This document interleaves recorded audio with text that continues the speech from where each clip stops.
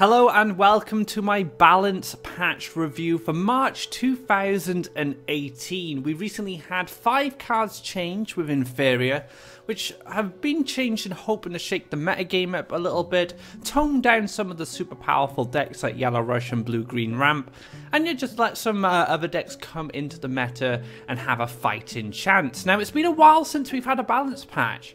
Actually, the last balance patch we had was last year, in 2017, and only 5 cards were changed, which you could say is a small amount, but I feel that these changes are big enough to shake up the overall metagame and make things a little fresh for people going forward. So we're going to go through each card, what has changed about them, and how it's going to affect the decks that are already in and help shape the new metagame. So let's get into the cards and take a look at them. The first card is probably the biggest change of this balance patch, and that is the Azura Sky Whale is being transformed into a legendary called Moby Azura Sky Whale. So nothing has changed about the card itself. It's still a 6 Faeria creature, still requires 8 wild lands, still a 6/6, and its ability still remains the same. What's different now, it's a legendary, so you can only have one of these in your deck, and I think this is a fantastic change because it makes Azura Sky Whale's power level more reasonable. I feel that Azura Sky Whale has the power level of a legendary card, so now it's only a one-of. You know, we won't see these massive turns where a player will play one Azura Sky Whale, completely take control of the board, and then pass to the next turn, they play the second Azura Sky Whale, and then things start to go down from hill from there. So as a one-of, it's less consistent to be picked up. You know, the Azura Sky Whale will be a good finisher rather than just a form of kind of soft removal for the ramp decks to use. Now, one thing to consider about Azura Sky Whale, that even the new version, Moby, is it's still a great Aurora's Creation target. So you can still use Aurora's Creation on this card, and you can still get an additional Sky Whale by using those 2 cards together. You could also use Time of Legends to tutor this if you don't have any of the legends in your deck. Now, I feel that Blue-Green Ram likes Fugoro. Not all builds run it, but Fugoro is, you know, a very strong card to complement that style of deck. So that using a Time of Legends will kind of cross wires with that card if you do run Fugoro and now Moby. So yeah, Azura Sky Whale I feel is in a fantastic position now. It's gained the rarity of its power level, being that legendary status. It also has a name now, Moby, and we all know of another Moby who is also a whale from a very famous novel. And yeah, Moby Azura Sky Whale is a refreshing change and a great way to balance the ramp archetype. So up next we have another ramp-based card, and that is Earthcraft. Earthcraft has changed from a draw card, choose one, create a special land, into draw a card, choose one color, and transform a land you control into that chosen color. So Earthcraft has been toned down to slow down all the ramp decks that utilize this card so well. Blue-Green Ramp obviously being the major culprit for getting the most use out of Earthcraft. Being able to accelerate those lands very quickly and get towards those multiple Azura Sky Whales, which don't exist anymore. Now it's only one Azura Sky Whale, which is Moby. Now, the one thing I really like about the change to Earthcraft is it frees up design space. As wildlands are a way to balance the power level of cards.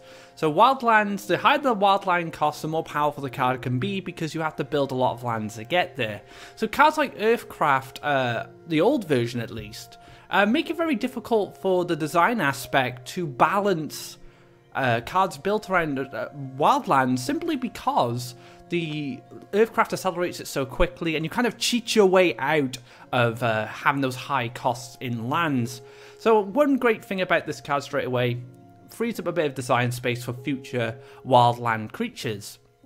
Now, another thing to note about Earthcraft is it does nerf another deck, which I feel that has also been nerfed in other cards throughout this balance patch, and that is Green-Yellow Sacrifice. Now, one of the builds that started to pick up with Green-Yellow Sacrifice was a Turbo Ramp variant, which used a lot of cycle, a lot of land ramp, and was able to get those Soul Eaters out very quickly, get those Sky Yaks down very quickly, and take control of the board.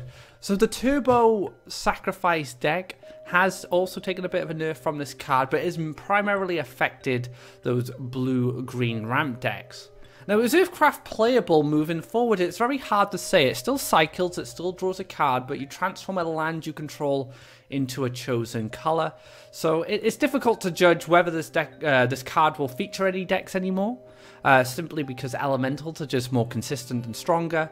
So Earthcraft might not feature it in many decks going forward, but potentially in future expansions we might see Earthcraft make its return. The next card we're going to take a look at is the Skyak, very powerful creature introduced in the Oversky, which has caused a few problems with Aurora's creation. So one of the major strategies with this card is you either put it into a green-yellow sacrifice deck as just a good sacrifice creature, or you build an entire combo strategy around the card where you get Aurora's creation off and you make loads of Skyaks and flood the board and make it impossible for your opponent to win. Now, Aurora's creation has created problems in the past, and one of the cards that this nerf reminds me of is Apex Predator. Apex Predator was a massive part of one of the early access metagames, where the main strategy was make an Apex, which was of a reasonable size, creation it, make another Apex, creation it, make another Apex. We got to a point where we had a lot of Apex mirrors, where the person who played their Apex first generally won because they had initiative to attack first. Now, Skyak is quite similar in that respect because you use an Aurora's creation to gain a massive board presence and take a win that way. Now, why I'm drawing similarities to these cards is the way that Apex Predator was balanced was its Faeria cost was increased by 1, which is exactly the same what's happened here. Skyak has its cost increased by 1, making it a little bit more expensive to play in combination with the Aurora's creation.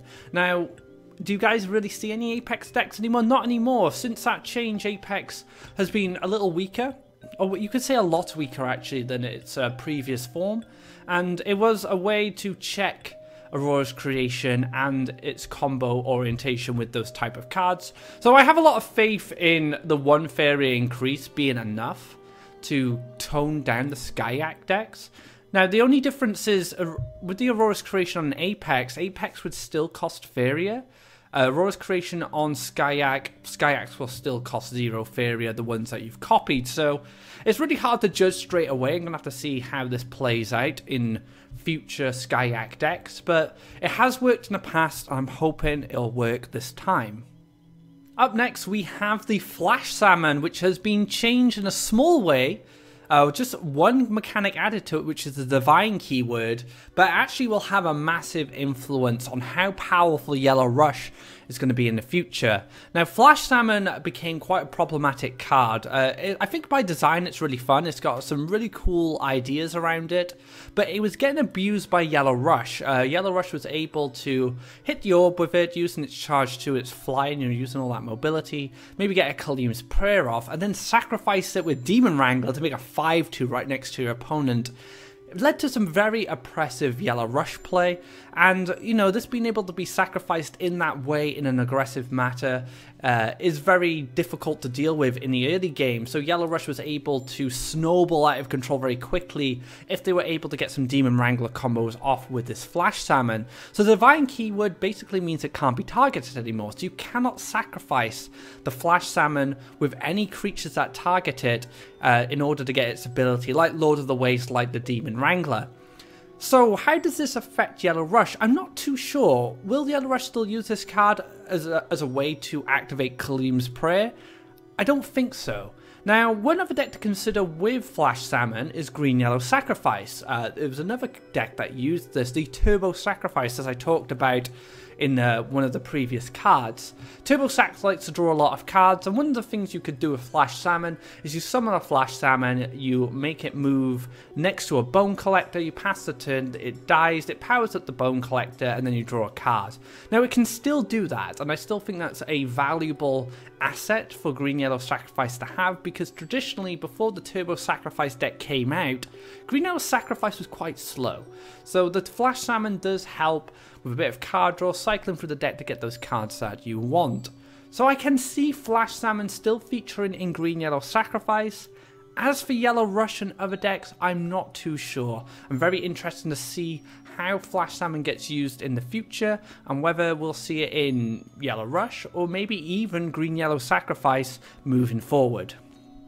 The last card of the balance patch is Xun Drake. I never expected this card to be changed. This card completely blindsided me. So Xun Drake has had a small... well, actually, quite a big change, actually, if you think about it. So Xun Drake has gone from a 1 desert creature to a 2 desert creature, much harder to use in Yellow Rush, but it's had its attack increased back to 4 attack. Now, Xun Drake has changed so many times throughout Faeria. It's been quite a difficult card to balance. The last variation of Xun Drake, which is the one we have before the arrow, didn't get used much. It didn't really have much use in Yellow Rush, but it didn't really have much use in Yellow Flyers either. Now I feel this new version is a lot more solid. It has a higher land requirement, so the Yellow Flyer builds are going to want to use this more than Yellow Rush. But that extra attack is really good because it helps challenge some of the popular creatures in the game, such as Wood Elemental. You're going to be able to take care of Wood Elementals. You're going to be able to attack, say, Mace Man if Mace Man came back. So there are a few targets that Xun Drake can now challenge at that 4 attack, but also has been slowed down by giving it an extra desert required in order to summon it. So Xun Drake's a hard one to judge where it'll be in our metagame because it hasn't really featured in the game since it's not this version but the previous version where Yellow Rush was still using Xun Drake as a main way to play aggressively. So I feel that Xun Drake is the big question mark of this balance patch. Where is it going to feature? What decks are going to utilize it? Straight away I say Yellow Flyers simply because it has a lot of synergy with that tribe. We might see it in other decks as well. So you guys should give it a try. I think Xun Drake has a lot of potential. It's been a fantastic card, a very powerful card as well throughout Faeria's history, and it's definitely worth including in your decks. And that concludes my balance patch review. Just some initial thoughts of how the changes will affect the game and how the metagame may shift based on the archetypes that were strong before but now might change because of the transformations of these cards into new versions. I think Moby Azure Skywell is probably the biggest one out of all the cards, followed by Earthcraft, then followed by Flash Salmon. But we'll see what happens. I'm really excited to see how our constructed landscape shapes around this balance patch. And going forward now, I've been doing a lot of Journey into Pandora, but I want to focus more on constructed to figure out where the metagame's going and see if there's any other archetypes that can rise from the ashes and come back strong and have an influence on our metagame. Be sure to check out the link in the description below. It has a few thoughts from developers about the balance patch and their philosophies about changing cards. It's a really good read, so if you're interested on how the devs go about these changes, definitely give that a read. It's in the description below. If you do like this video, be sure to give it a thumbs up, and you haven't already, drop a subscribe to keep up to date of when our content goes live. Like I said a moment ago, Journey into Pandora is going to be going on hold for a little bit. We're going to take a look into Constructed, but you can still check out Journey into Pandora. There are 9 episodes currently on our YouTube channel. Be sure to check them out if you're interested in Pandora. I had a lot of fun playing through it, and I'm sure you guys will too.